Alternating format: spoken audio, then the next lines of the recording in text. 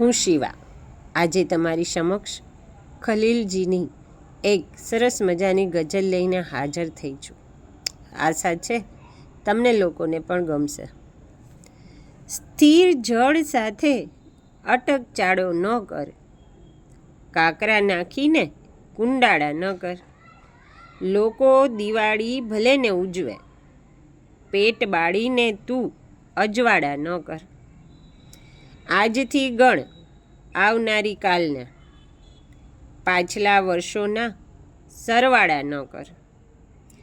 ક્યાંક પથ્થર ફેંકવાનું મન થશે, ઈંટને તોડી ઢેફાડા ન કર. થઈ શકે તો રૂબરૂ આવીને મળે, ઊંઘમાં આવીને ગોટાળા ન કર. મિત્રો, આશા છે તમને મારી આ ગઝલ ગમી હશે, તો લાઈક અને કોમેન્ટ જરૂરથી કરી દેજો. રાધે રાધે.